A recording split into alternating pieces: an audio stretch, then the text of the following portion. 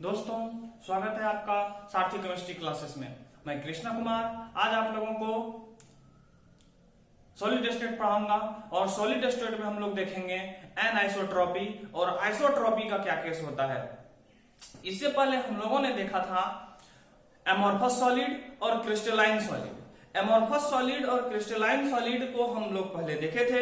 आज देखेंगे एनआइसोट्रॉपी और आइसोट्रॉपी। अगर आप मेरा पहला वाला वीडियो नहीं देखे हैं सॉलिड स्टेट का, तो आप इस वीडियो के डिस्क्रिप्शन में मैं उसका लिंक दे दूंगा, आप उस वीडियो तक जा सकते हैं और उसको इजीली देख सकते हैं, सब कुछ समझ में आएगा। देखिए, एनआइसोट्रॉपी क्या होता है, जैसे कहा जाता है crystalline solid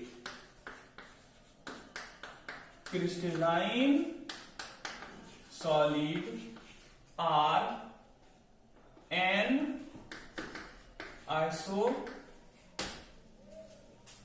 anisotrophic in nature. कहा जाता है क्रिस्टलाइन सॉलिड जो है एनआइसोट्रॉपिक इन नेचर होता है। एनआइसोट्रॉपिक इन नेचर कहने का मतलब होता है कि जो क्रिस्टलाइन सॉलिड का अगर अलग अलग एंगल से रिफ्रैक्टिव इंडेक्स, इलेक्ट्रिकल रेसिस्टिविटी निकाला जाता है ना, तो ये अलग अलग आता है।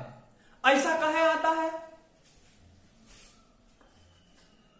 It implied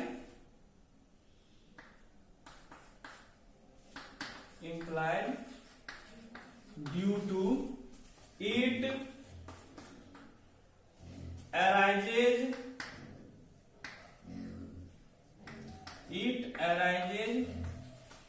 due to different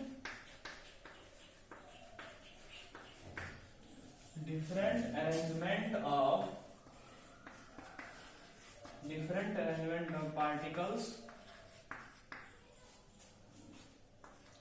particles in different direction।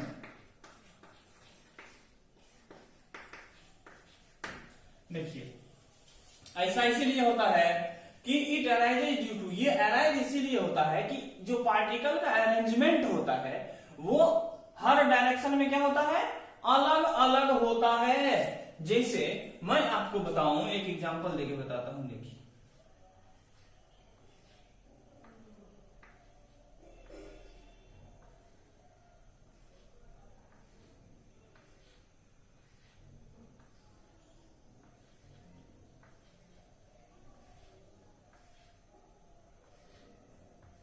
देखिए, इस तरह का केस है।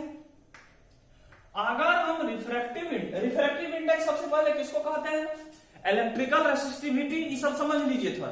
जैसे कोई वायर है ना, वो वायर से इलेक्ट्रिसिटी पास कराते हैं, तो वायर क्या करता है, इलेक्ट्रिसिटी पास होने से रोकता है। इस प्रॉपर्टी को बोलते हैं इलेक्ट्रिकल रेसिस्टिविटी या electrical resistance.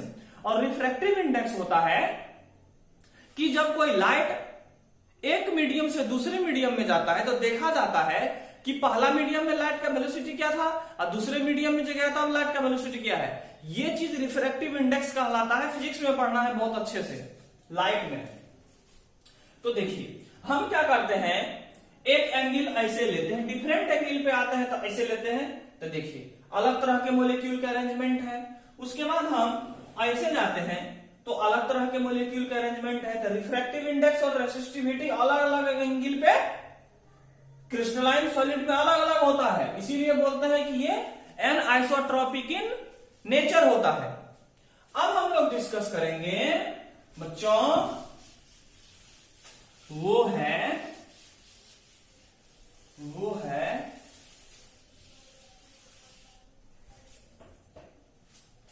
Isotropic.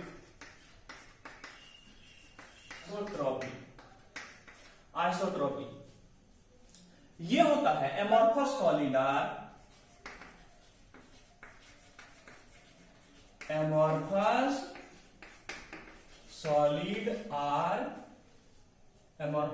Are isotropic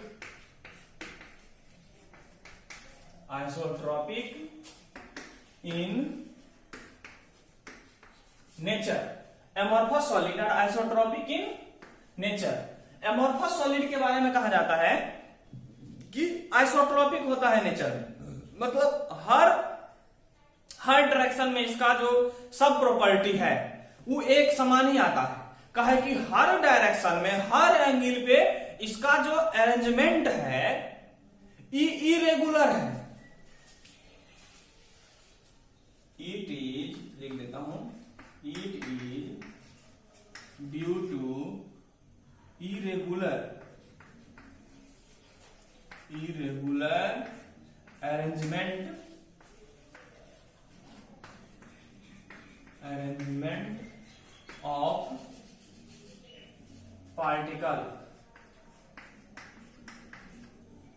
particle at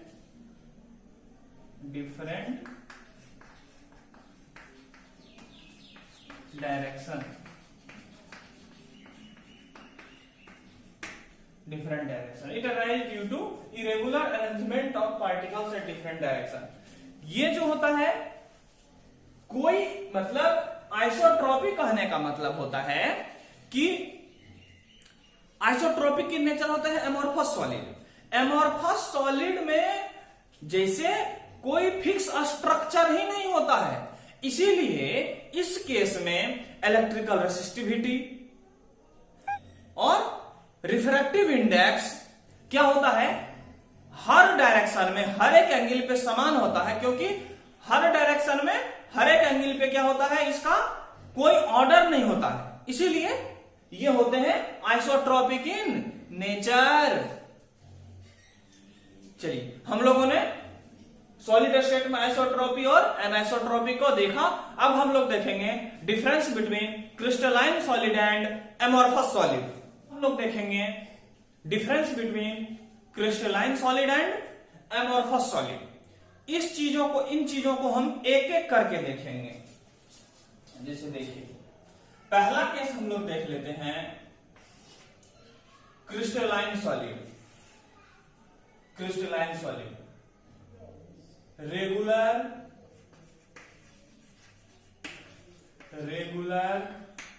in arrangement of particles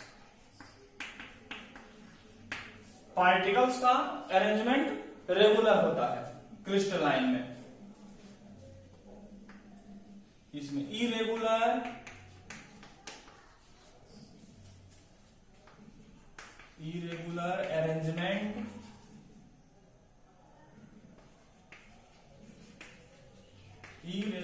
arrangement of particles in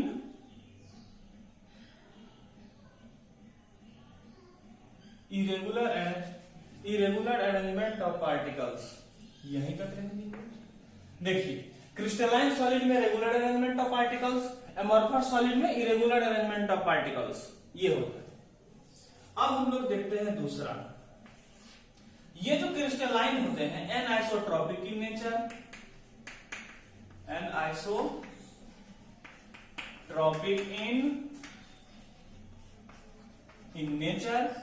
ये होते हैं आइसोट्रोपिक इन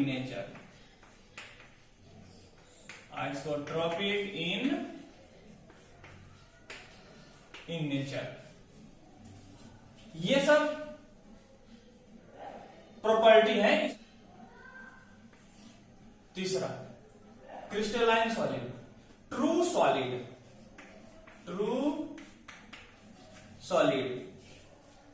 ये है pseudo solid.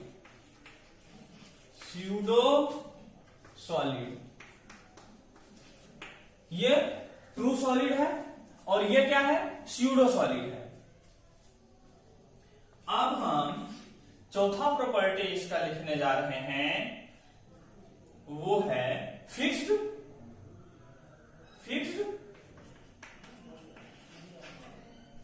MP, melting point.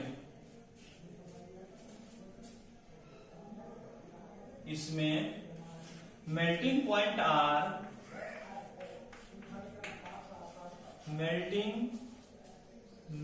ऐसे लिख देता हूं, मेल्टिंग पॉइंट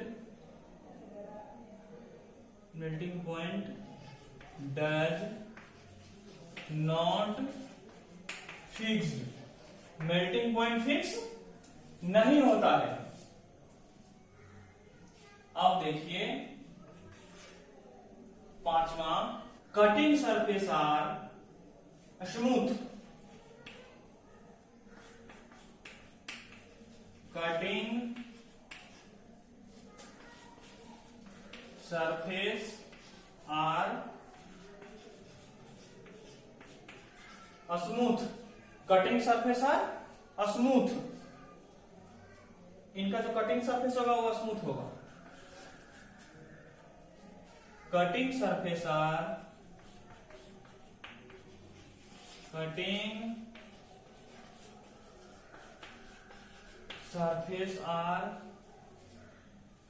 इरेगुलर।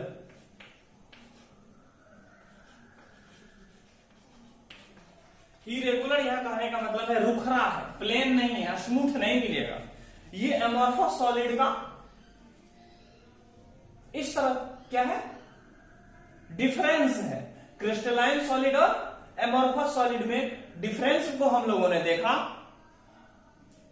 आज के वीडियो में हमने देखा एनिसोट्रॉपी क्या होता है, आइसोट्रॉपी क्या होता है, डिफरेंस क्या है क्रिस्टलाइन सॉलिड में और एमॉर्फस सॉलिड में। आज के लिए बस इतना ही इस वीडियो में। अगर हमारा वीडियो आपको अच्छा लगता है तो हमारे चैनल को लाइक करिए, सब्सक्राइब करिए एंड शेयर करिए। तब तक के लिए जय हिंद।